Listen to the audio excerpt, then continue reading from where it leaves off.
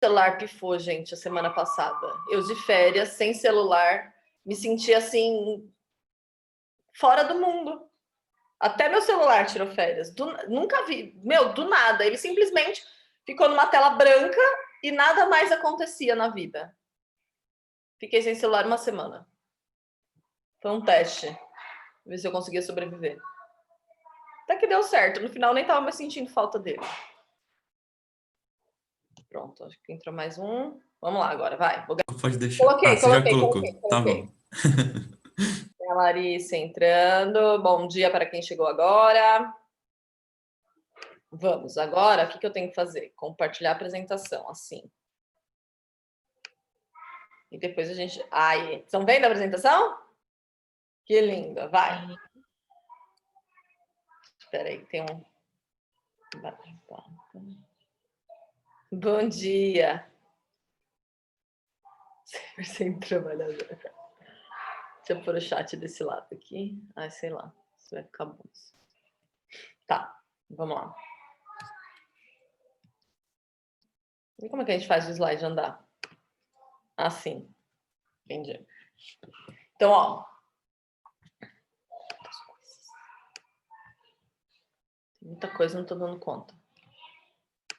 Ó, eu vou fechar o bate-papo. Vamos ver se tiver mais algum falando, vocês me avisam se eu não ver. Bom, então a gente vai fazer da aula 53 até a 56, provavelmente, tá bom? Porque a 55 e 56, tá certo isso que eu tô falando, né? 55 e 56, é só exercício. Então eu vou explicar tudo e aí a gente faz exercício, tá? E os exercícios da 55 e 56, lindos, maravilhosos, fofuchos. Tem muito exercício aqui que vocês vão ver que é meio interdisciplinar. Então, por exemplo, tem um exercício que aborda a parte de, como é que fala? De biologia junto com geografia, tem um que aborda só biologia, então tem algumas coisas meio interdisciplinares aqui, principalmente nessa primeira aula, tá? Então vocês vão me ajudar também, tem que saber um negocinho lá de biologia, tá bom? Então vamos lá. Não é assim, tem que apertar, mas que coisa chata. Bom, ó, eu vou começar com um exemplo de eleições. Nós estamos em eleições, temos que ficar ouvindo aqueles carinha falar, né? Toda... Ah, gente, odeio. Pensa numa pessoa que odeia político. Sou eu. Nunca vi. Não pode falar, tá gravando. David, para de gravar pra gente falar mal. Parou? Não, você tá falando sério? Tô? Então tá, calma aí. Pronto, professora, pronto. Voltamos. Então, vamos falar de eleições, gente. Aquilo que tá passando na televisão. Super legal, né? Super legal. Vamos supor que vocês vão fazer um levantamento socioeconômico dos eleitores do candidato que está na frente das pesquisas eleitorais, ok? Você quer saber quem que é o cara que está votando nele, tá? Então, a primeira coisa que você vai fazer é pegar uma amostra de população. Não dá para a gente entrevistar a população inteira, concorda? Qualquer entrevista, qualquer gráfico, qualquer resultado que vocês vejam na televisão, ela normalmente não é da população inteira. Ela é de uma parte da população.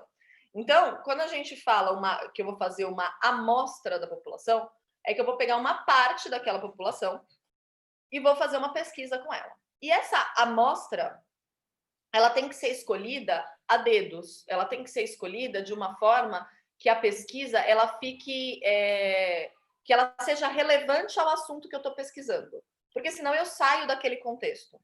Então, por exemplo, eu não sei se na época, acho que alguns de vocês pegaram essa época. Eu amava quando vinha no meu portão lá na casa da minha mãe, né? Eu era pequena e vinha fazer, eu não sei, era pesquisa tipo para saber as pessoas se elas gostavam de Danone, qual tipo de Danone, qual sabor de Danone, porque elas iam lançar alguma coisa nova. Então chegava lá a mocinha e aí a primeira coisa que ela perguntava era qual a idade das pessoas que moravam na casa. Por quê? Porque ela tinha que escolher uma faixa etária, né? Ela tinha que fazer a pesquisa com uma faixa etária relevante ao assunto que ela estava pensando lá. Então, quem come Danone? É a vovozinha que tem 90 anos? Não. É a criança que está lá de sei lá, 5, 6 anos, até os seus 20 e poucos anos, é aquela que mais come Danone. Então, ela tinha que fazer a pesquisa com aquela faixa etária. Então, quando chegava aquela mocinha lá, ela vinha com vários potinhos de Danone e ficava te dando Danone. Gente, aquilo era o máximo, né? Imagina, a criança ganhando 5 potes de Danone para comer e falar que eu gostava mais. Era delicioso aquilo, né? Então, peraí que tem... então, hoje não, né? Hoje ligam, às vezes aparece alguma coisa para você responder, né? Tipo, você acaba respondendo até sem saber, naquelas coisas que aparecem na internet, alguma coisa que você coloque sim ou não, ou dentro de uma outra pesquisa você responde uma outra pesquisa. Então, hoje tem vários meios da gente fazer essa abordagem nas pessoas, né? Mas a gente tem que escolher esse grupo seleto, né? Então, eu quero escolher, então vamos supor, eu quero saber fazer o levantamento socioeconômico dos eleitores de candidato X, eu vou escolher o grupo que eu vou fazer, então eu vou ter que pegar um pouco de um grupo A ou de um grupo B e um pouco de né? E escolher esses grupos de forma que a minha pesquisa fique legal, que dê resultados válidos, né? E isso não é fácil. Essa primeira parte de escolha, ela não é fácil, tá? Então, então a gente tem que primeiro pegar uma amostra da população, e aí essa amostra da população, no caso do nosso exemplo, ela vai depender de algumas coisas. Do tempo que eu tenho para fazer essa pesquisa. Eu coloquei algumas, mas tem mais, tá? Do tempo que eu tenho para fazer essa pesquisa, do custo que eu tenho para gastar com essa pesquisa, porque isso né, gera um gasto alto, do local que eu vou entrevistar as pessoas. Então, como é que vai ser essa entrevista? Ela vai ser por telefone? Vai ser via e-mail? Como é que vai ser essa entrevista? Né? Tem mais coisas aí, tá bom? Você pode pensar... Ótimo! Eu adoro essas que a gente ganha alguma coisa. Então, é isso, tá? Então a gente tem que pensar em um monte de coisa na hora que eu vou fazer essa amostra, não só no que eu quero, mas nas coisas que estão por trás disso, tá bom? Depois que eu fiz essa amostra, que eu coletei tudo isso, que eu tenho todos os dados, que eu entrevistei as pessoas, eu tenho que organizar esses dados que eu tenho em tabelas e gráficos, que é como a gente apresenta para as pessoas. Então, tudo que a gente vê, tudo que a gente vê na televisão, ou no jornal, ou em sites, ou em blogs, já foi trabalhado os dados e foi colocado em gráficos e tabelas para ficar mais visual, para as pessoas conseguirem entender, né? Apesar da estatística, eu ser professor de matemática e estar dando estatística, eu sou meio contra isso, tá bom? Porque estatística não é matemática, é que nem física, não é porque tem continha que é matemática, sabe? Ela é fora. Quando você vai fazer estatística, você faz estatística, você não faz matemática. É super divertido, mas eles enfiam aí na matemática e a gente faz, ok?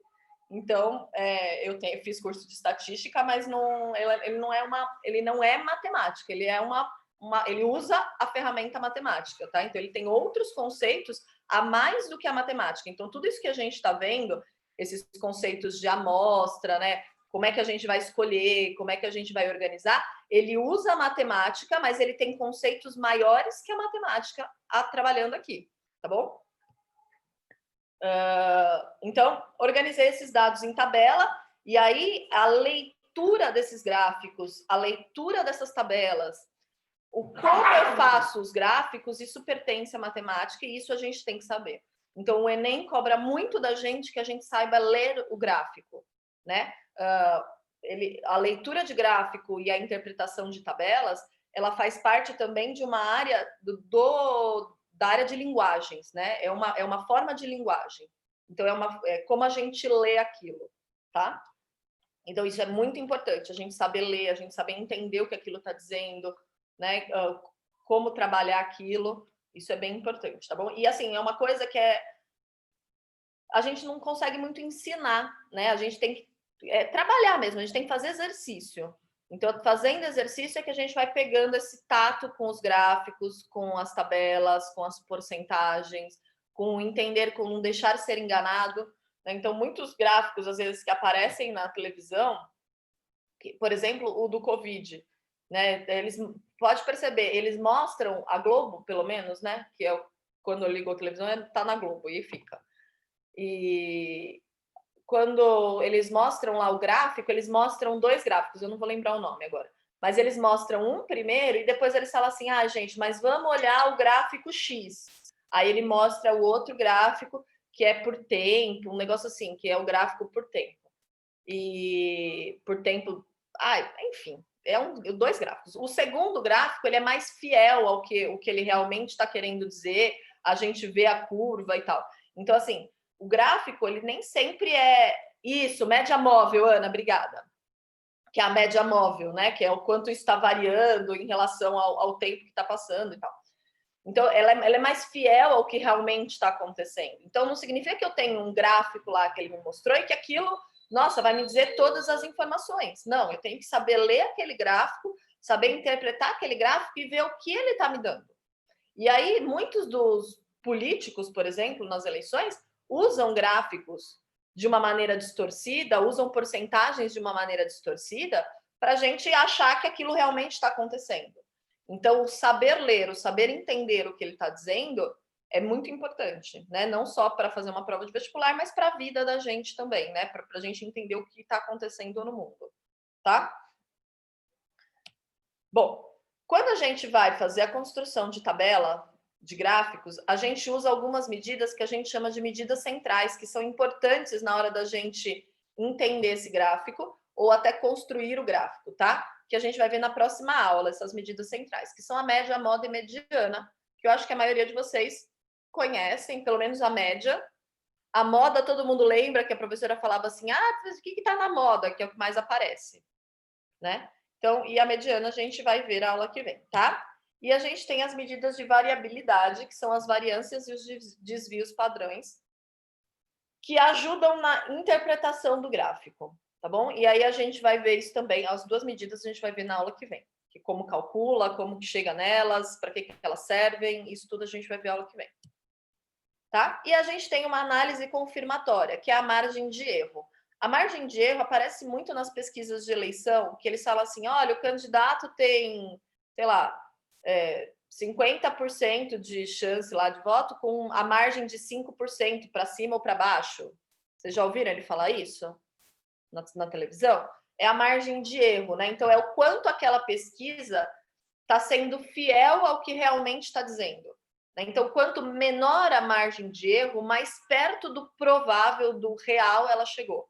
Porque a gente não chega exatamente no real quando a gente tem uma amostra da população, né? Assim, por exemplo, né, o IBGE, quando ele faz pesquisa de renda, ele chega muito perto do provável porque ele pega a população inteira, né? Então, ele entrevista cada pessoa. Mas nunca me entrevistaram. Entrevistaram sim.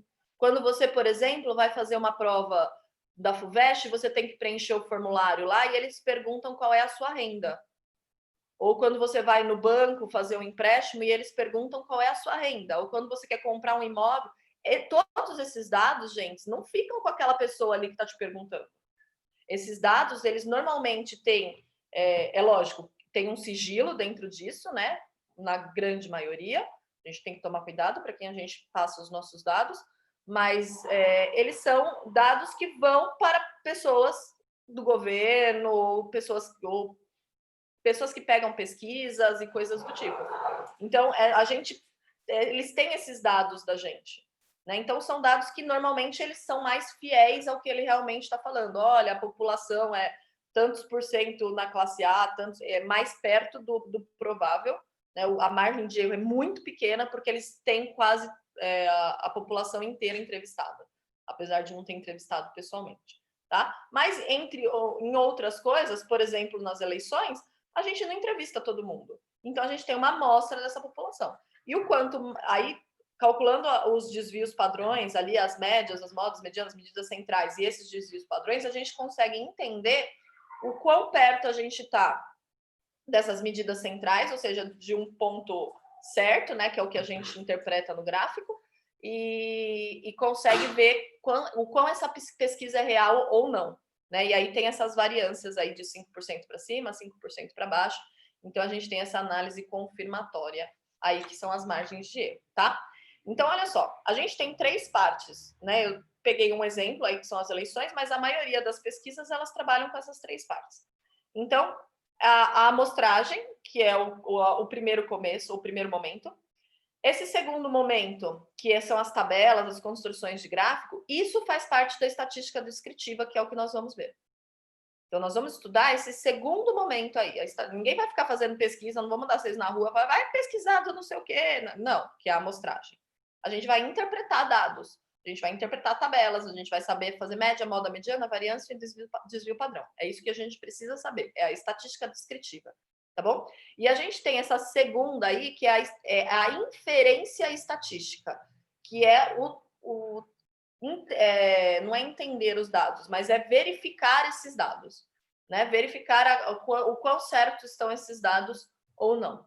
Tudo bem? Que essa a gente também não vê, tá? Nem estuda na escola, mas tem essa parte que se vocês um dia forem fazer estatística na vida, vocês vão ver essa terceira parte, né? Não acho que ninguém quer ficar. Alguém vai prestar estatística aqui?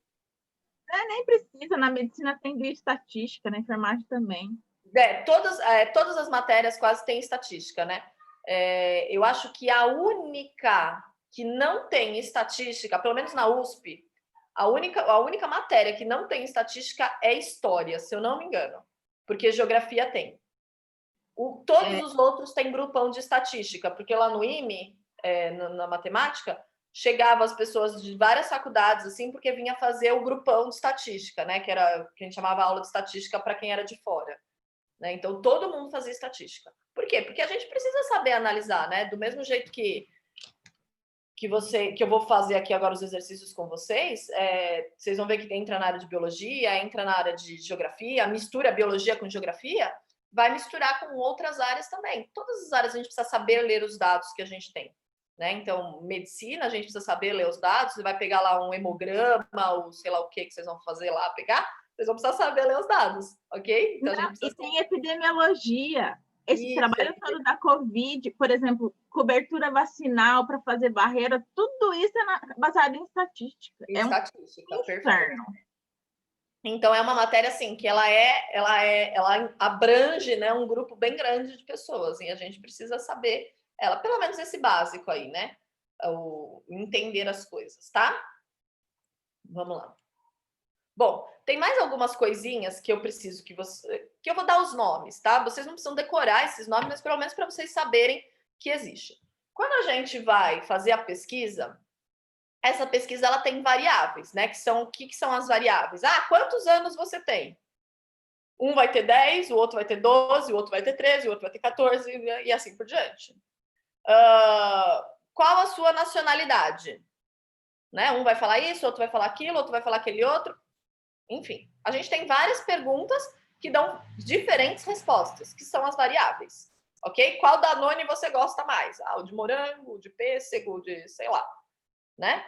Então, a gente tem essas variáveis, e essas variáveis elas estão divididas em 2 partes. São as variáveis qualitativas. As variáveis qualitativas, elas são quando você pergunta e a resposta não é um número. Então, por exemplo, qual Danone você gosta mais? O de morango ou, né, o de pêssego? Aí você vai falar o de morango. A resposta não é um número. Percebe que depois que eu terminei a pesquisa, esses números são quantificados. Essas variáveis são quantificadas, mas no momento da resposta, ela não é uma quantidade. Ok? Então, ela é uma variável qualitativa. Então, aí eu coloquei só um exemplo para vocês depois terem, tá? Depois isso eu vou mandar para vocês, não precisa copiar. E a gente tem as variáveis quantitativas, que as respostas são números, né? Então, quantos anos você tem, qual a sua renda, tá? E aí, olha só, quando eu pergunto quantos anos você tem, a resposta é exata, não é? 12, sei lá. Quando eu pergunto qual a sua renda, normalmente a resposta não é exata. Ela é numa faixa numérica, tá? Então, ó, quando ela for exata, a gente chama ela de variável quantitativa descrita. Eu descrevi o que eu tenho, é aquilo, ponto. E quando ela não for... Não, peraí, que eu tenho aqui. a gente chama ela de contínua, ela está num intervalo contínuo, ela está ali, aquele tanto, né? Tudo bem aqui nesse slide? Tá bem tranquilinha. Só para vocês saberem o nome, eu falei, não sei se eu falo, se eu não falo. Eu falei, por desencargo de consciência, a gente fala. Vamos lá. Agora eu vou falar de frequência. Também um nome que, né, mais para vocês saberem. Frequência, quando eu falo frequência, eu acho que vocês já imaginam o que seja, a frequência em que aquilo acontece. Sim? Então, quando eu perguntei para vocês assim, perguntei para vocês, né? Qual Danone você gosta mais? Aí um respondeu pêssego, outro respondeu morango, outro respondeu coco, outro respondeu, sei lá. Cada um foi respondendo uma coisa, né? Eu gosto do sem sabor, daquele natural.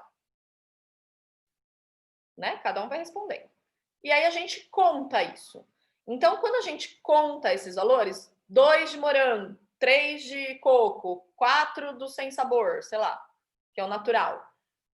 Essa contagem a gente chama de frequência absoluta. Tanto. Esse NI é como se fosse assim, ó, no produto 1, no produto 2, então o N1, o N2, o N3, tá? Então o N1 seria o de morango, o N2 seria o de coco, o N3 seria de pêssego, sei lá. E a gente tem a frequência relativa. Aí eu coloquei aqui, esse que está aqui do lado é a contagem sobre o todo, tá? Então a frequência relativa, então a frequência de morango, então F1, a frequência do de coco, F2. Então a gente contou aqui o N1, o N2, e aqui a gente vai fazer a frequência relativa do 1, do 2. O que é a frequência relativa? É a frequência em relação ao todo. Quando eu falo alguma coisa em relação ao todo, na cabecinha de vocês, vem porcentagem? Sim? Porque é alguma coisa em relação ao 100%. E é exatamente isso. Quando você pegar assim, vamos supor que eu entrevistei 20 pessoas, tá bom? 5 falaram para mim que gostam de morango. Ou seja, a minha frequência relativa vai ser 5 em 20. Ou seja, um quarto. 25%, 0,25. Então, a frequência relativa, a gente apresenta ela como 0,25. Tá? E aí, se eu quiser saber a porcentagem, vai, amigo, aqui. Aí. A porcentagem, aí eu pego esse 0,25 e vira 25%. Então, da frequência relativa, a gente tira a porcentagem. Tá bom? É a mesma relação. Tá? Então, só para vocês saberem. Isso aqui é uma tabela de frequência. Eu peguei um exemplo qualquer. Então, aqui foi uma entrevista se a pessoa era separada, solteira, casada ou viúva. Né? Ela tinha que responder. Olha lá, o total foram de 20 entrevistados. Quando eu vou fazer a frequência relativa, eu pego o número absoluto, a frequência absoluta, divido pelo todo, eu tenho a frequência relativa. Ela tem que dar 1, que seria o 100%. E aí aqui a gente tira as porcentagens, 15%, 35%, 40%, 10%, é só pegar 2 casas depois da vírgula. Isso vira porcentagem, isso chama tabela de frequência. Tá? É um jeito de interpretar dados, de descrever os dados em forma de tabela também. Tá? Essa frequência relativa, olha só, eu tinha cada número. Essa daqui, essa tabela de frequência, ela é de renda familiar, ela é de intervalo. E aí eu queria que eu coloquei ela para vocês entenderem como pode ser descrito um intervalo às vezes, tá? Então aqui, ó, de 5 a 8 salários mínimos. Percebe que esse tracinho aqui, ele significa que o 5 pertence a esse intervalo e o 8 não pertence a esse intervalo. Então, quando eu falo aqui, nesse caso, de 5 a 8, com esse tracinho fechado no 5, o 5 entra no meu intervalo e o 8 não. Tá? E aí percebe que ele aparece aqui no de baixo. Ó. Quando eu vou construir essa tabela, né? Então, vamos supor que eu peguei lá os dados de todo mundo e eu vou construir essa tabela. Esses intervalos, eles têm a mesma variação de um para o outro. Então, ó, 5 somei 3, 8, 8 somei 3, 11, 11 somei 3, 14, 14 somei 3, 17, 17 somei 3, 20. É uma das coisas que antes da gente construir essa tabela, a gente tem que analisar. Então, eu tenho quais são os meus dados, né? Eu tenho de onde até aonde, qual é o começo, qual é o fim. Então, começa em 5 salários mínimos e termina lá o último cara em 19 salários mínimos, não chegou no 20, ó. tá? Então, como é que eu vou conseguir fazer a divisão de intervalos para eu representar nessa tabela? Então, eu tenho que pensar nisso também. Eu consigo ver de 3 em 3 cada parte, ou de 2 em 2. Então, isso vai variar de acordo com o que eu quero interpretar, tá? E aí, aqui eu escrevo. Quantos tinham de 5 a 8? Tinha 2. Percebe que, nesse caso, eu não consigo saber exatamente se eu tinha um 6 e um 7, ou um 5 e um 7. Eu não sei o que eu tenho. Eu sei que eu tenho alguma coisa, 2 de 5 a 8. Né? Ela é menos exata do que essa daqui. Aqui eu sei que eu tenho 3 separados. Tá bom? Mas é um jeito de interpretar. E é um jeito que pode aparecer também, tá? Então, saber ler isso daqui é importante. Pode ser que apareça, né, em algum caso, você saber que aqui tem 14, mas não tem 17. Tá bom? E aí aqui são as mesmas coisas, né? Tem cada um, o todo, faço a frequência relativa e já sai a porcentagem pegando 2 casas depois da vírgula. Tudo bem? Tranquilo até aqui? Bom, agora eu vou falar dos gráficos. Vou mostrar alguns tipos de gráficos para vocês, que é o que aparece, né? São os mais importantes. A gente tem os gráficos de setores. Os gráficos de setores, a gente chama de gráfico de pizza, às vezes, né? Ele pode ser assim, ele pode ser em 3D, continua sendo gráfico de setor, tá? Ele normalmente aparece em porcentagem. Então, ele mostra para você, então é assim, quando a gente vai fazer um gráfico, a gente tem que escolher o tipo de gráfico de acordo com o que eu quero mostrar. Normalmente a gente não faz um gráfico de coluna ou de barra, né, que seria a barra vertical, que é a coluna, para mostrar uma coisa que é porcentagem. Ela não tem muito sentido aquilo. Então a gente faz um gráfico de setor para mostrar porcentagem. Então, o que eu quero mostrar naquele gráfico? Eu quero mostrar a porcentagem de algumas coisas, então a gente vai fazer um gráfico de setor. Eu quero mostrar um número, então acho que é mais legal fazer um gráfico de barra. Eu quero mostrar uma variação ao longo de um ano, então eu vou fazer um gráfico poligonal, que é um gráfico de linha. Né? Então, assim, cada gráfico, ele traz uma melhor interpretação para alguma coisa.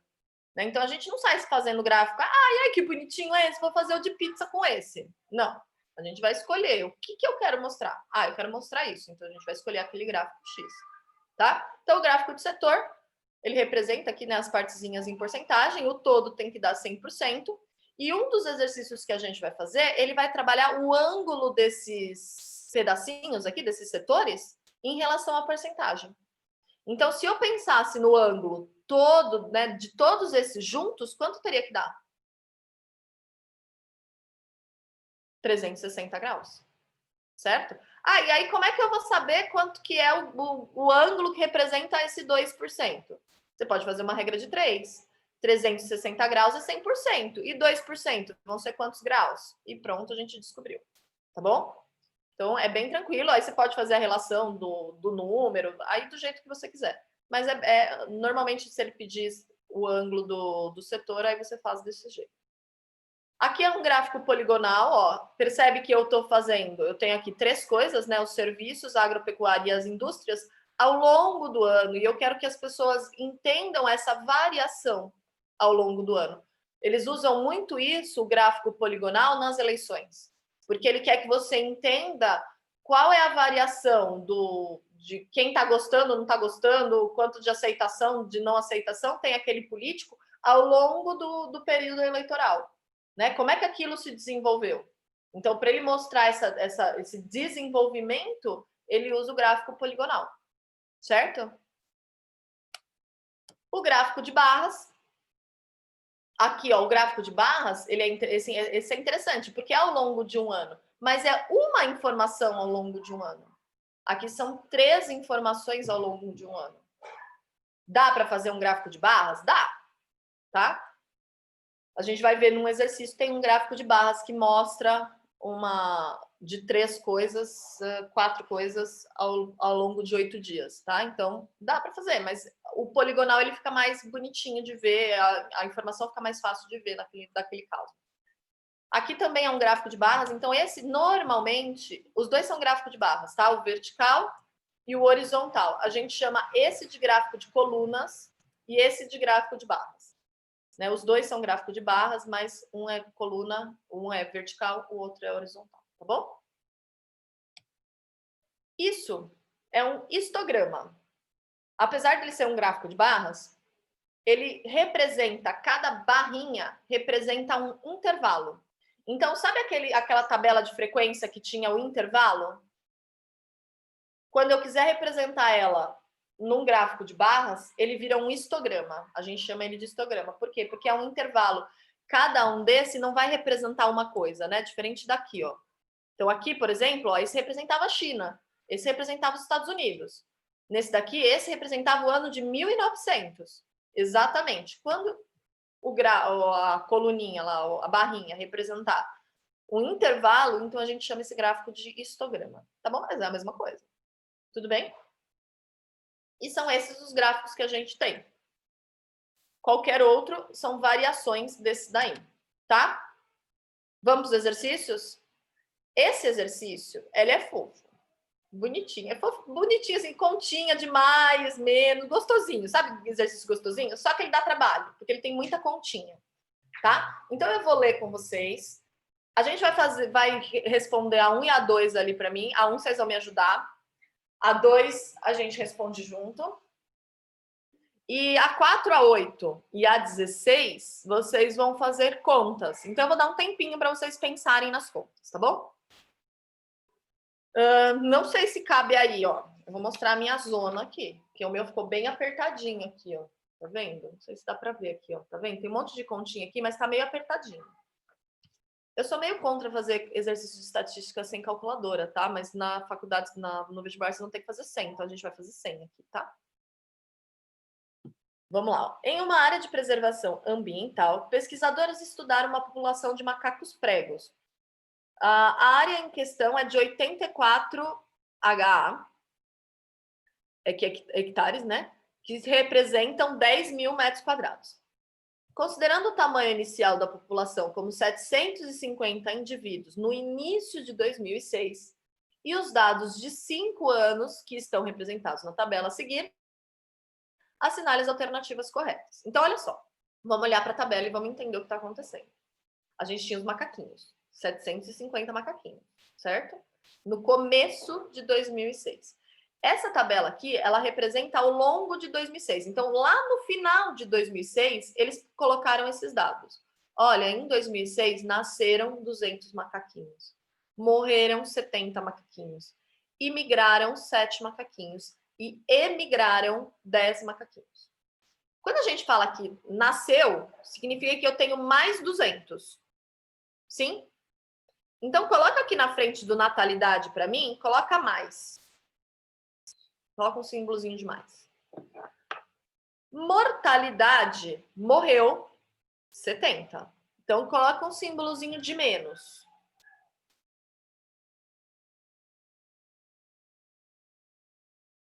Imigrou, quando a gente fala de imigrante, a gente pensa em pessoas que chegaram, não é isso? Então, chegaram no nosso país, os imigrantes do nosso país chegaram. Então, chegaram 7 macaquinhos, mais. E a emigração significam pessoas que saíram. Então, saíram do nosso país e foram para outros países. Ele é emigrante no nosso país e imigrante no outro país que ele chegou, tá? Então, pensando no nosso, ele saiu. Então, perdemos esses 10 macaquinhos. Menos 10 macaquinhos, tá? E isso vai acontecer. Então, isso aconteceu em 2006. Aí tem lá os dados de 2007, quantos macaquinhos nasceram, morreram, imigraram, emigraram. 2008, 2009, 2010 e assim por diante, tá? Então, sabemos todos esses dados. Aí tem a pergunta 1. Olha lá. Em condições naturais, o potencial biótico é limitado pela resistência do meio. Vamos lá. Ajudem a teacher. Pessoas da biologia. Eu sei a resposta porque a gente sabe, mas enfim. O que essa frase quer dizer?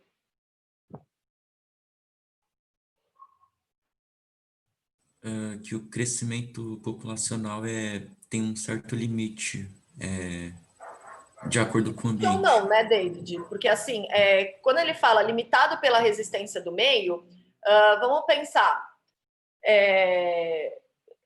Não significa que ele vai ter um limite fixo, ele vai ser limitado. Então, se o meio deixar ele viver, aquilo vai. E vai.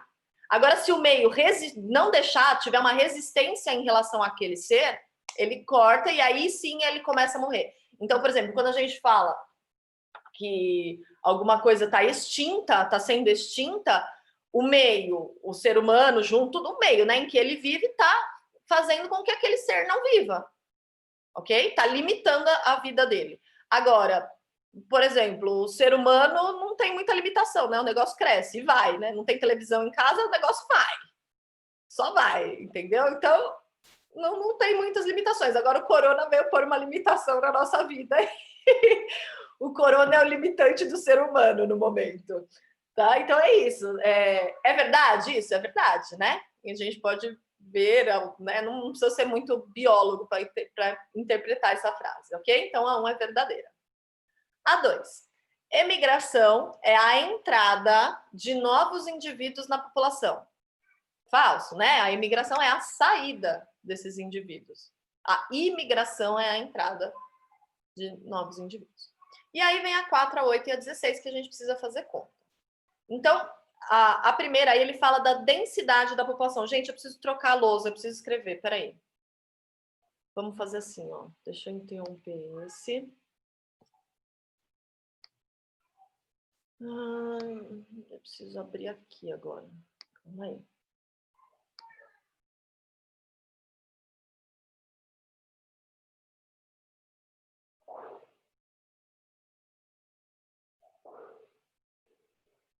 Nossa, eu falei muito, gente. Eu achei que eu ia falar menos.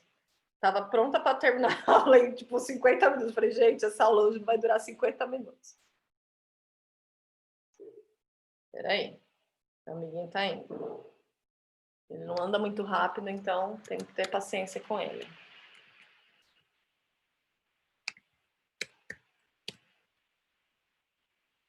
Ok, fomos. Pronto, deixa eu compartilhar com vocês.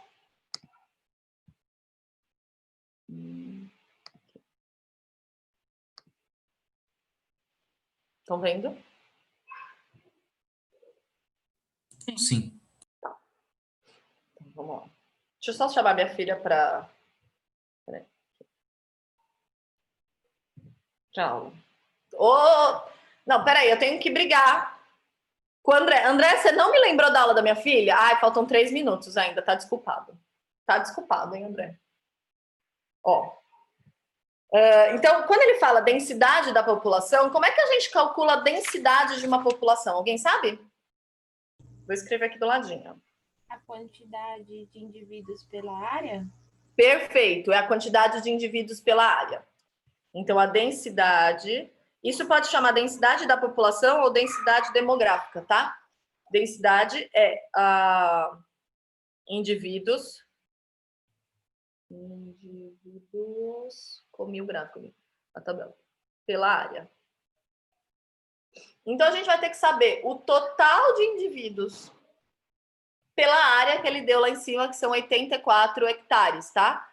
Percebe aí que ó, a densidade está em macacos por hectares, então não precisa transformar para metros quadrados, tá bom? Deixa em hectares mesmo.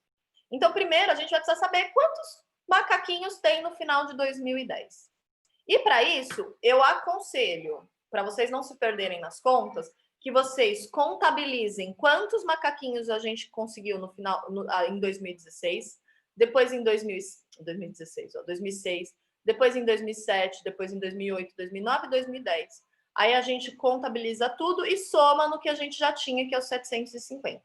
Tudo bem? Então eu vou dar um tempinho para vocês fazerem isso, tá? Aqueles sinaizinhos de mais, menos, lá vai ajudar você pensar, somo, subtraio, o que eu vou fazer com isso? Vai lá. Vou dar um 5. Vou dar mais. Vai. Oi. Eu fiquei com uma dúvida. Pode falar.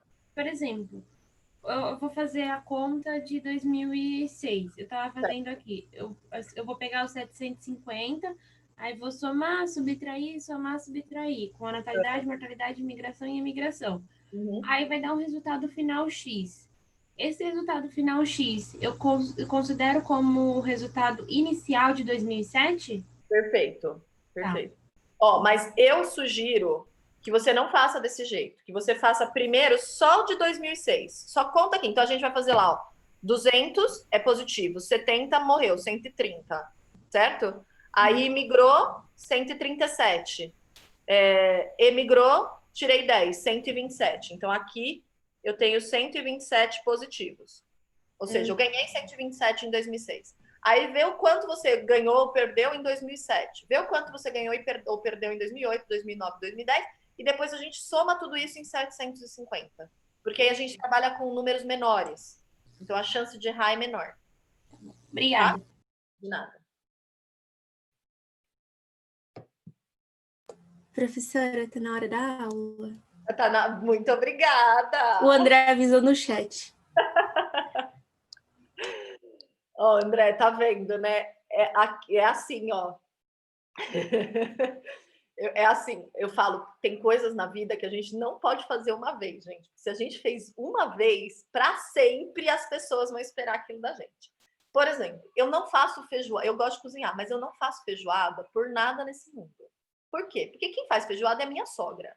Quando eu fizer feijoada, aí eu vou ter que fazer feijoada para sempre. Então eu não faço. É fácil, não é? Tirar o lixo da casa. Eu não tiro o lixo da casa. Porque um dia que eu tirar o lixo da casa e puser lá fora pro lixeiro pegar, o Avani vai achar que eu tenho que fazer aquilo para sempre. Então eu não faço. Entendeu? Eu reclamo. Você não tirou o lixo! Mas eu não faço. Entendeu? Mas fica a dica para vocês, tá bom? Peraí, deixa eu gritar. Professora, é assim como eu, tipo, virei co-host, agora a tendência é ser co-host para sempre. Pois é, né, David? Deixa eu só dar um berro aqui.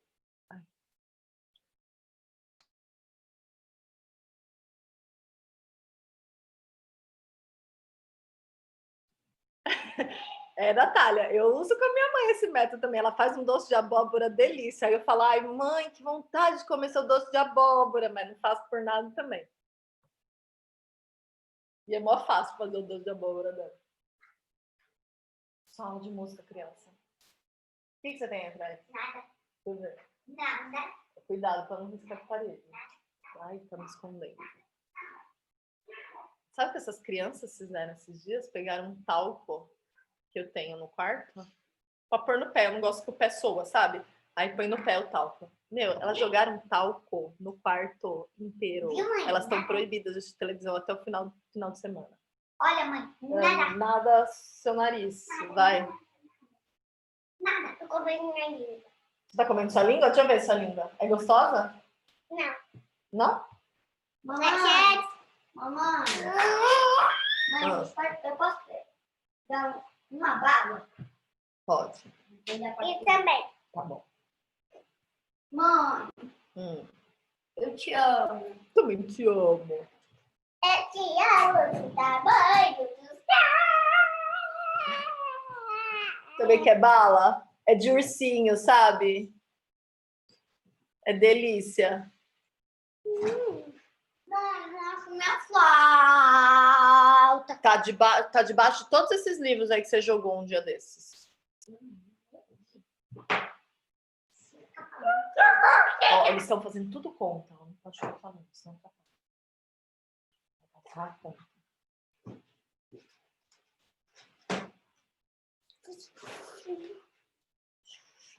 Ô, Pro, Oi, uma dúvida, rapidinho. pode falar. Eu somo o resultado de todos e depois subtraio 750? Subtrai não, soma, né? Ah, tá bom. Tá? Ó, posso ir pondo aqui? Vocês já acharam de todos os anos? Posso colocar quanto deu todos os anos? Sim. Tá? 2007 deu 170. Positivo. Tudo deu positivo, né? Os macaquinhos só crescem aí, gente. Não tem televisão, dá nisso. 296 em 2008. 2009 deu 329. E 2010 deu 297. Se você somar todos esses, né, sem os 750, tá? Se você somar esses, vou colocar mais aqui em todos. Isso vai dar 1.219. Então, o aumento, né? Se ele só perguntasse quanto aumentou de macacos pregos em relação ao início de 2006, aumentou 1.219, tá bom? Então, o total de macaquinhos é 750 mais 1.219. Esse valor vai dar 1.969. E aí a gente consegue calcular a densidade. Tá? Eu queria fazer a conta com vocês. Vocês fizeram na mão a continha de divisão? Não fizeram ainda? Fizeram? Posso fazer com vocês? Vou fazer aqui no cantinho, ó. Eu sei que divisão às vezes é um calo no sapato, né? Então, eu vou fazer ele bem aqui no cantinho, tá? 1969. E aí, a gente, para fazer a densidade, a gente tem que dividir. Ó, vou escrever assim: D é 1969 dividido por 84. Aí, eu quero saber quanto que vai dar esse resultado. Percebe que aqui a gente não pode acochambrar, né? Tipo, tem umas contas que dá pra gente pensar mais ou menos, dá mais ou menos quanto, qual vai ser a resposta. Aqui não dá, porque ele falou exato, né? 23,44. Ele não falou aproximadamente. Se ele tivesse falado aproximadamente, dava pra gente fazer uma conta meio de cabeça, assim, dá uns 20 e pouco aí, beleza, ok, tá? Como ele não falou, a gente tem que fazer a conta. Então, ó. Professora, mas tá escrito ali aproximadamente.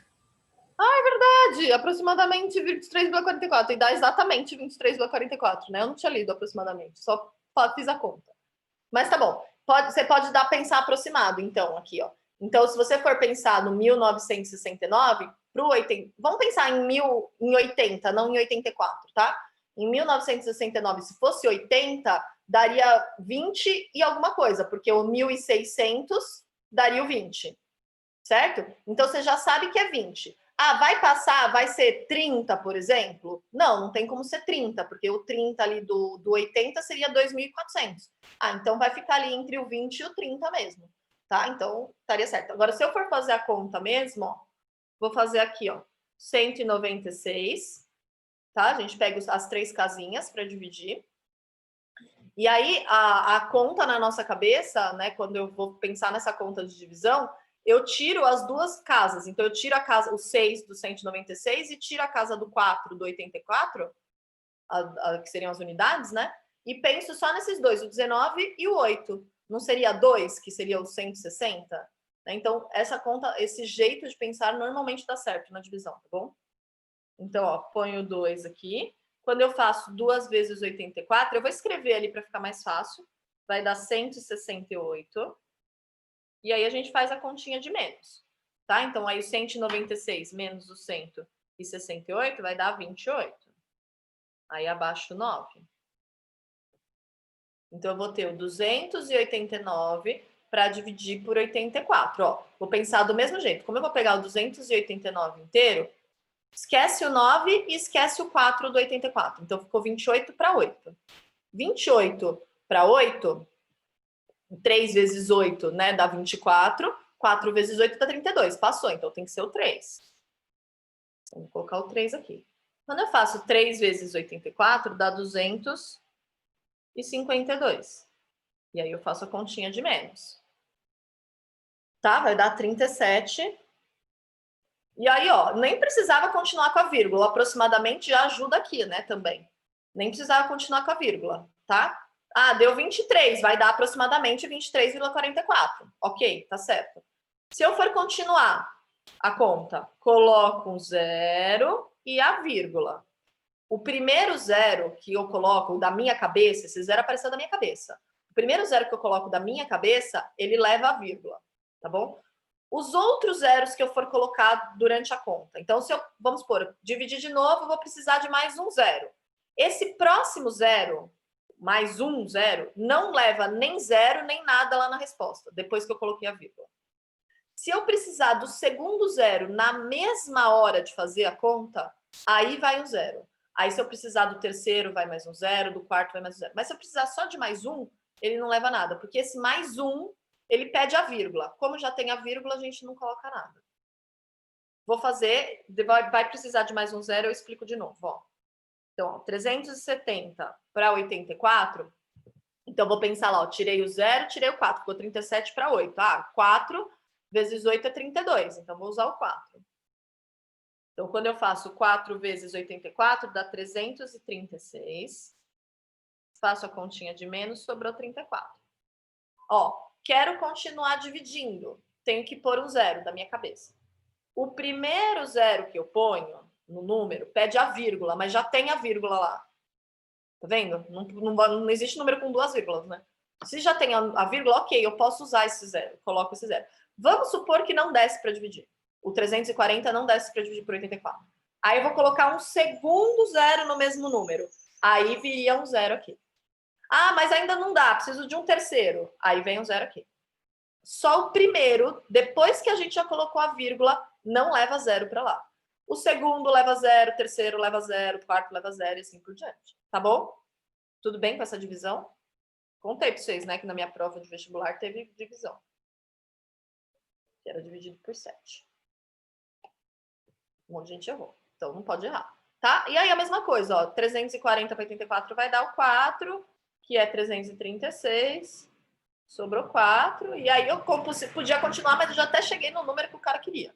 23,44 macaquinhos pregos por hectare. Ok? Bonitinho. Tá. Macacos, vou colocar só M, tá? Por hectare. O tamanho da população no final de 2010 foi de 1969. Verdade, né? Que a gente já calculou isso para calcular a densidade demográfica. Então, o 1 é verdadeiro, 4 é verdadeiro, 8 é verdadeiro. No final do ano de 2008, já houve um aumento de 100% da população de macacos prego. Ó, vamos só somar 2008, só esses daqui, ó, tá? Esses três. Quando a gente soma só esses três, dá 593. Ai, vai ficar em cima aqui, ó, dá para ver que é 593, tá? 593. Gente, a gente tinha 750. Para ter um aumento de 100%, significa que eu tenho que ter mais 750. Então, teve um aumento de 100%? Não, falso. Então, a gente vai somar 1, 4, 8, vai dar 13. Tudo bem? Fofíssimo. É bonitinho, não é? Não é difícil esse exercício. É que tem que demora tempo para fazer, né? Conta e tal. Olha.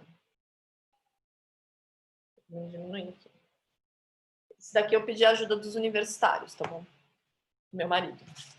Falei, me ajuda aqui com essa concentração de oxigênio. O que acontece aqui? Mas vamos lá, vou explicar para vocês. Tá pequenininho, né? Mas é o que dá, gente. Em uma dissertação de mestrado, a autora investigou a possível influência do descarte de óleo de cozinha na água. Diariamente, o nível de oxigênio dissolvido na água de 4 aquários que continham plantas aquáticas submersas foi monitorado. Cada aquário continha diferentes composições do volume ocupado pela água e pelo óleo de cozinha, conforme consta na tabela. Então, aí tem a tabelinha da quantidade do percentual de óleo e a água. Então, no primeiro aquário não tinha nada de óleo, no segundo aquário tinha 10% de óleo, 90% de água, 20%, no terceiro 20%, 80% e no quarto 30%, 70%. Como resultado da pesquisa, foi obtido o gráfico que registra o nível de concentração de oxigênio dissolvido na água em partes por milhão, ao longo dos 8 dias de experimento. E aí tá ali. E aí eu chamei os universitários e falei assim, tá bom, por que some, o que acontece com o oxigênio? E aí ele falou assim para mim, ó, quando a gente tem lá o aquário, o peixinho está respirando lá dentro, certo? Então ele está consumindo o oxigênio que tem na água, tá? Se não tem óleo, a superfície está em contato com o ar e ela, né, sei lá, troca oxigênio lá, fica oxigênio na água, ok. Se tem óleo, ele tampa e aí não recebe oxigênio. Então o peixinho vai respirando e acaba o oxigênio porque não consegue fazer a troca de oxigênio com o ar. Entendeu? Ele me explicou assim. E eu tô explicando assim, tá? Ficou bonito, né? Minha explicação. Tá bom. essas misturas de matéria. E então é isso. Então aí, conforme eu tenho mais óleo na água, mais a aula de tá vendo, gente? É super fácil. Quanto mais óleo eu tenho na água, menos troca tem. Aí o peixinho vai respirando, não consegue trocar o suficiente e acaba o oxigênio. E aí no gráfico a gente percebe isso, olha só. No primeiro, lá no primeiro dia, todos têm 100% de oxigênio, lá, né? 11, 100%, é 11 partes por milhão lá, né? No gráfico. Passa no segundo dia, o primeiro, o segundo e o terceiro continuam com 11 partes por milhão, mas o quarto, que já tem 30% de óleo, cai. E dá desespero ver esse gráfico. Porque eu fico pensando, falo, gente, quanto óleo as pessoas jogam na água? Pensa. Né? Vocês sabem como descartar óleo, né? Pega a caixinha de leite, guarda a caixinha de leite. Eu quase não uso óleo aqui, mas enfim, quando tem que jogar óleo fora, caixinha de leite, joga o óleo lá dentro. Aí você mistura com detergente, põe a água para dissolver bem aquele óleo e depois você lava, tá bom? É assim, tá? Façam tudo isso para não deixar os bichinhos não respirar ali, ó. Aí, ó, no terceiro dia já cai, só o primeiro continua lá em cima, né? Aí vai caindo tal, e todo mundo vai caindo um pouco, beleza. Olha lá no sexto nem tem mais o coitado do quarto, já morreu o peixe. No sétimo, tá vendo a morte do terceiro. No oitavo, morreu o terceiro e o quarto. É uma desgraceira esse gráfico. Morreu todo mundo. Tá? E aí, gente, essa daí eu não vou ler com vocês. Lê e me fala, por favor, a alternativa, porque é muito bobo. Lê as alternativas. Não há dados suficientes para se estabelecer o nível de influência da quantidade de óleo. Falso, né? Quanto maior a quantidade de óleo, maior a sua influência sobre o nível de concentração de oxigênio. Verdade. Quanto maior a quantidade de óleo, menor a sua influência. Não, falso, já descartamos aí. Quanto maior a quantidade, menor a sua influência. Falso. Não houve influência de quantidade de óleo na água. Falso. Letra B. Ok? Bonitinho, né? Aprendemos um monte de coisa nessa aula, que o peixinho não respira com óleo na água. Vamos lá, próximo capítulo, segundo exercício. Fofíssimo. Gente, esse 1 da Unicamp, ele é fácil, tá? Só que ele tá faltando um monte de coisa que sem essas coisas vocês não vão conseguir fazer. Então, preencha aí pra mim. A tabela, ó. Infração, leve, 3 pontos.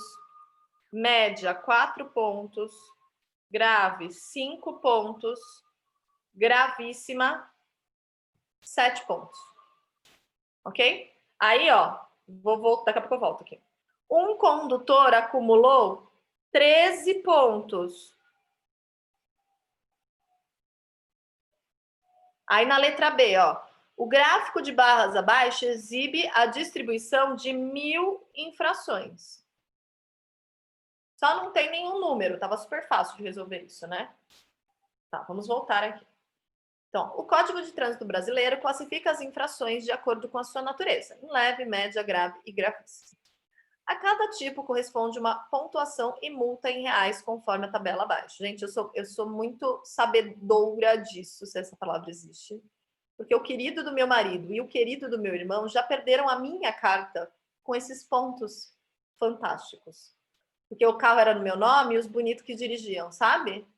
E aí, assim, tipo, eles esqueciam de trocar para o nome deles. Ai, que graça, né? Eu tive que fazer 2 vezes aquele bendito daquele curso infernal, sabe? Que só falta chamar-se de tapada. É. Olha só por Deus. Viu? Não façam isso. Ah, então, Ele, eu adoro sabão feito em casa, viu? Você escreveu aqui que o sabão não tinha lido. Eu adoro sabão feito em casa. Ele limpa, que é uma benção, né? E tem a moça do carro. Eu já falei da moça do carro do óleo, passa um. O Vânia, ele já perdeu a carta de muita gente. Agora que ele é uma pessoa mais controlada, gente. Ele é controlado porque eu ando do lado, né? Quando ele dirige. Normalmente eu dirijo, mas quando ele dirige, eu ando do lado. Aí eu fico assim, está acima da velocidade? Parece, eu sou o radar dele, sabe? Tá passando da velocidade? Eu sou o Waze, fica gritando lá. Isso aqui é. Gente, como é que pode passar de 500 pontos? Não. Papel para escrever? Peraí. Pode ser que usado atrás? Pode, né? Toma. Pode. Claro, muito obrigada. Muito de nada. Pai eterno. O da Sara eu não posso ler, Sara. Todos leram. Tá. Então, ó. Aí ele fala assim, ó, na letra A. Um condutor acumulou 13 pontos em infrações. Determine todas as possibilidades quanto à quantidade e à natureza das infrações cometidas por esse condutor. Então, ele quer saber assim, olha, para ter 13 pontos, quantas de leve, média, grave, gravíssima, quais combinações a gente consegue fazer, tá bom? Na mãozona mesmo, gente. Vai lá, dá uma pensada aí. São 4, tem 4 formas, tá? Da gente combinar. Ninguém vai ter carta só.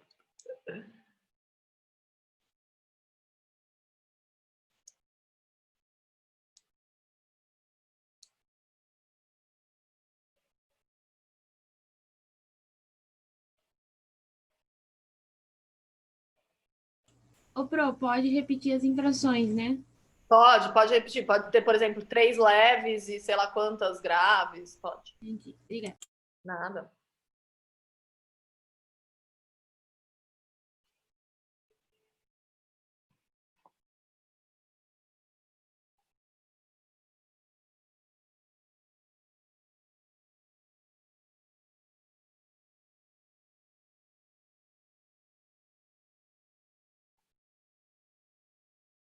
Gente, eu vou dizer que eu fiquei triste a semana passada de não dar aula. Fiquei com inveja do Alvânio, porque ai, ele entrava, né? Que nem quinta-feira foi dia dos professores. Aí ele entrava, todo mundo falava, e eu não tava dando aula. Eu falei, eu quero minhas aulas. Eu tava quase chorando, que eu tava de folga já.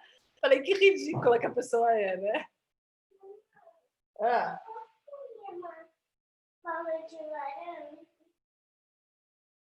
pode, a gente já vai comer pãozinho, tá bom? Só uma, hein? E essa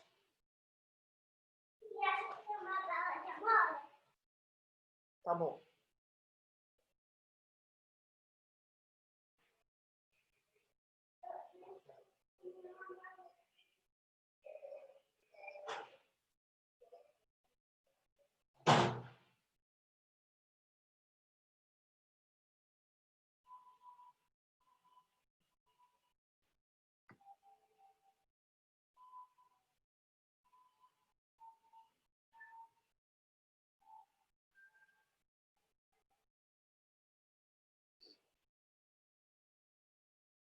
E aí, pessoas, posso? Conseguir achar as 4 aí? Ó. Eu vou escrevendo, né? Cada um achou numa ordem, não tem problema, tá? Eu pensei assim, ó. Se eu tiver 3 leves e uma média,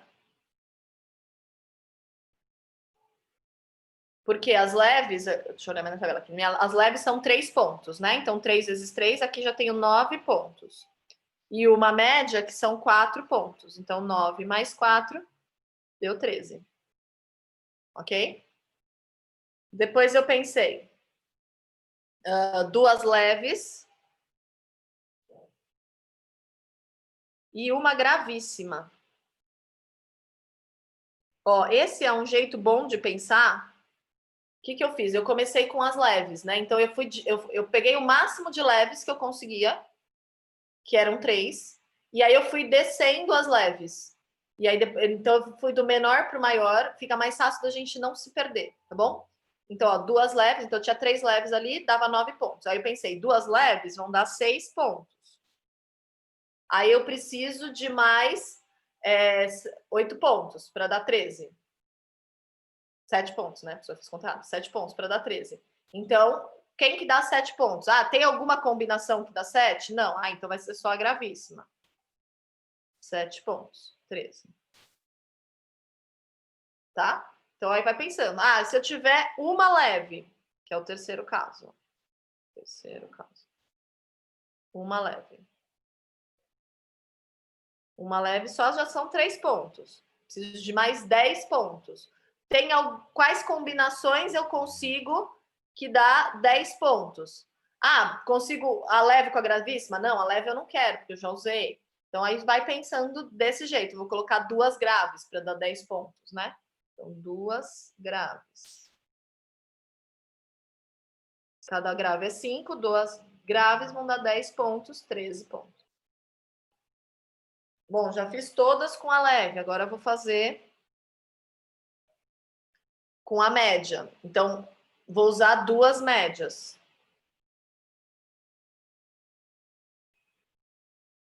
Que dá 8.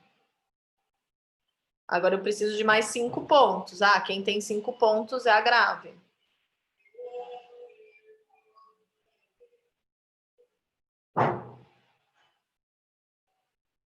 Aí você pode pensar assim, ah, mas se você pegar uma média, né? Aí eu vou ter só 4 pontos. Aí eu vou precisar de 9 pontos para dar 13. Para dar 9 pontos, ou eu vou ter que combinar a média com a grave, e eu não quero, porque eu vou usar 2 médias, ou eu vou ter que combinar as leves, e eu não quero mais usar as leves, porque eu já usei todas as possíveis. Então, acabam minhas possibilidades aqui. Tudo bem? Dúvidas nesse? Não? Então, ó, vou para o B. O gráfico de barras abaixo exibe a distribuição de 1000 infrações cometidas em certa cidade conforme a sua natureza. Determine a soma das multas aplicadas. Pessoas, eu vou pegar esse 1000 e vou calcular quantas multas eles têm, porque ó, 10% é leve. Então, 10% de 1000 vão ser 100. Então, tem 100 multas leves, tá? Estou colocando o número, não a porcentagem aqui. 100 multas leves. Na média, que seriam 40% de 1000, vão dar 400 médias.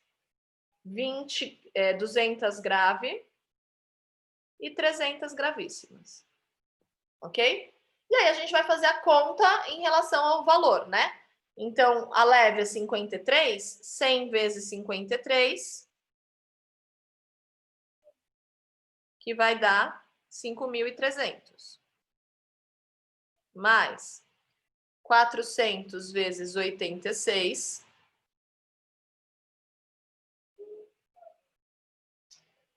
que vai dar 34.400.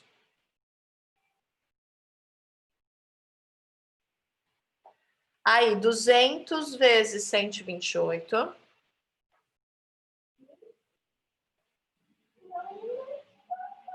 que vai dar dos 25.600. E 300 vezes 192,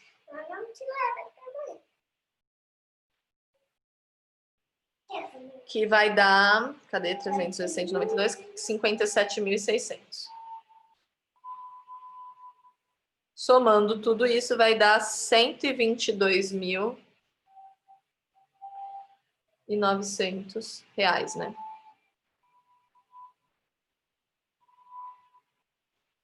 Tudo bem? É calculeira, né? Não é nada difícil.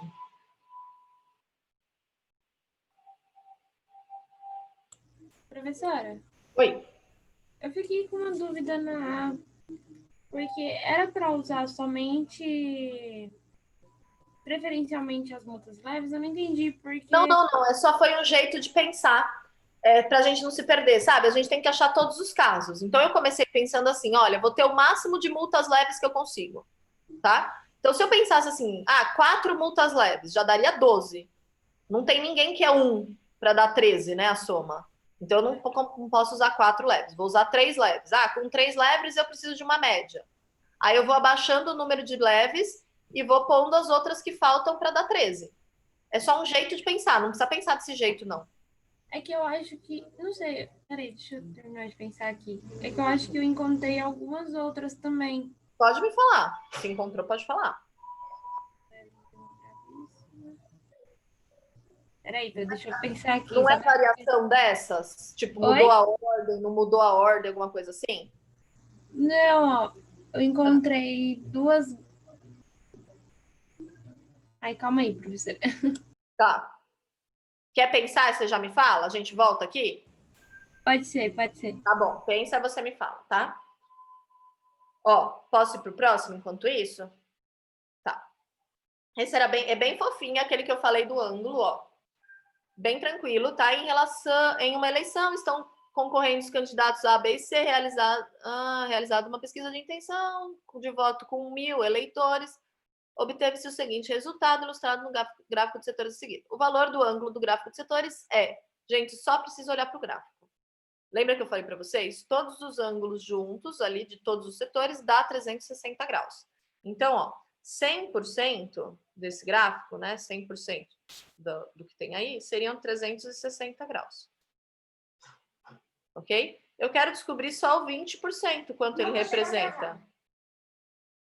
Aqui, ó, a gente pode pensar em regra de 3, tá? Fazer a multiplicação cruzada. Ou eu posso pensar da seguinte forma.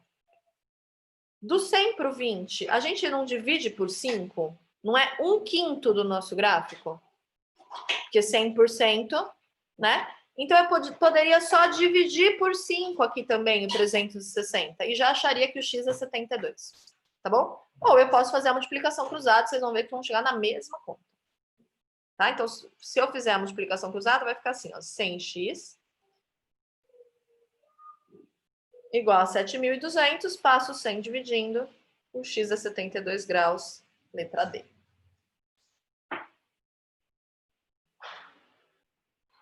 Tá? E por último, bem facinho esse, fofinho, né? Podia cair, né? Primeira fase aí, ó. Um desse. O diretor de um curso de inglês resolve montar as turmas fazendo uma distribuição por idade dos alunos do curso. O gráfico abaixo representa a quantidade de alunos por idade. Qual a porcentagem de alunos que irá formar uma turma com idade de 16 e 17? Então, eu quero pegar o 16 e o 17 em relação ao todo. Quantos alunos têm 16 anos? Então, vou colocar aqui, ó, 16 anos. Eu tenho 4 alunos. Certo? Ó, só olhar lá na marquinha. 17 anos. Eu tenho 5 alunos. Ou seja, eu tenho 9 alunos entre 16 e 17. Quantos alunos a gente tem ao total? Então, eu vou ter que contar. Ó. Aqui tem 4, aqui tem 5, 3, 1, 2 e 5. Se eu somar todo mundo, vai dar 9, 10, 15 e 20. Certo? Então, no todo, total, são 20 alunos. Então, para eu saber a porcentagem, é só fazer 9 para 20. Isso vai dar 0,45, que é 45%. Tudo bem? Bem fácil. Bem fácil, né? Eu achei mesmo que a gente ia fazer tudo isso. Quê? Que livro de matemática tá escrito? É o 4. É o que você está usando. O 4 é o novo. Tá? Vamos voltar lá? Naquele outro, ó. Você conseguiu entender aí? Não. Eu não sei quem estava falando comigo. Ah, Letícia. Lê, conseguiu? Consegui, Prosa. Tinha escrito errado aqui mesmo. Tá bom. Eu falei, são só esses 4, imagina. Mas se tivesse mais, podia falar assim. Tá? Gente, é isso. É isso. Aula que vem, a gente vai para as medidas estatísticas, aquelas que eu falei, média, moda, mediana. É gostosinho, mas é conta até dizer chega na vida, tá? Faz conta, faz conta, faz conta, faz conta, faz conta, faz conta. Não. Ah, Eu achei mais um assim. fala. 2 leves. Não. Ai, calma. É que eu tô com 5 aqui. Eu só preciso me encontrar. Peraí. Todos que você fez, a gente vai vendo. Ó, 2 leves e uma gravíssima. Tá? E 2 tá graves. esticando de vermelho. 2 leves e uma gravíssima. 2 graves e uma leve. Tá aqui, 2 graves e uma leve. 2 médias e uma grave. Tá? 3 médias e 3 leves e uma média. Tá? E a quinta? Ah, eu só escrevi ao contrário, esquece. Eu imaginei, eu falei, eu acho que ela escreveu ao contrário, aí quando tá lendo, né, a gente às vezes Eu escrevi uma leve e 2 graves, mas é a mesma coisa. Ah, que bom. Então, mas foi encaixou, porque senão a gente fica com isso na cabeça até descobrir, né? Desculpa, obrigada. Imagina. Gente, então aí a aula que vem a gente faz média, moda, mediana. Olha que absurdo, David! David, você não tem mais o cargo de co-anfitrião, chamou a menininha de velha. Não, eu não troquei o nome dela hoje, ó. Professora, ele chama todo mundo de tio e tia. Parece as criancinhas da escola, sabe? Todo mundo para ele é tio e tia. Ele tá se achando novinho da turma. Ele é o mais novinho da turma, é isso? Não, é a Ana. A Ana é mais nova. Ô, Ana, vamos começar a chamar ele de tio. Eu já chamo. Ah, então tá perfeito. Ah, é assim, vocês vão ver quando eu for o co-host da próxima vez, então. Vai se vingar, gente. Então, a aula que vem é isso, gente. Eu não sei. Vou fazer os exercícios, mas eu acredito que a gente faça só 57 a 58 por causa das contas, tá? Daí eu vou dar tempo para vocês fazerem as contas, e aí vai acabar comendo bastante tempo da aula, até explicar e tal. E aí vai ficar uma aulinha, que é a nossa última aulinha, que é 59 a 60, com 2 exercicinhos que vai dar trabalho por causa das contas, mas vai ser uma aula mais curta também, tá bom? Aí vocês vão ter um intervalo maior aí na última aula, tá? De matéria mesmo. Beleza, gente? É isso. Um beijo para vocês. Boa semana. Até quarta-feira. Até. Professora, você viu o Alvânio pulou na piscina, né, depois de uma aula? Eu nem vi esse vídeo. Eu preciso pegar no celular dele, porque eu tava sem celular, então eu tava... O quê? Você apagou? Ai, que ridículo. Ele apagou. David, Não, relaxa, eu tenho. Gente, manda. manda pra mim, David. Eu quero ver ele pulando na piscina. Que ridículo. Eu pensei que ele não ia, eu pensei que ele não ia cumprir, não. Aí ele cumpriu mesmo. E a gente falou para ele pular de roupa e tudo, professora. Mas ele pulou de roupa? Não. Ah, Não, eu dei aula semana passada inteira só de sunga, vocês que não viam. Eu tava de sunga e camiseta por é cima. verdade. Aí, como ele tava eu tava de folga e ele não, aí eu falei pra ele assim, fica de sunga, aí nos intervalos você entra na piscina, porque tava muito calor lá onde a gente tava muito calor. Então eu falei, gente, não dava, a gente vivia só, acho que fez frio na quinta, né, Mi? Choveu. Não é que fez frio, choveu, aí já veio uns ventinhos assim, aí eu não entro na piscina gelada, né?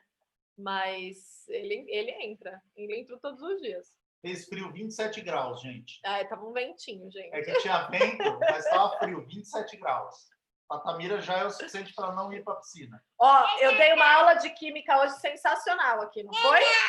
Verdade, em segundos, hein? Bateu a aula de geografia do professor. Não respirava, não fez... Eu já tô indo lá. Vou banho. Gente, beijo. Beijo, Pro. Semana que Tchau, vem. professora. Obrigado, hein? Boa semana. Obrigada para vocês também. Semana que vem.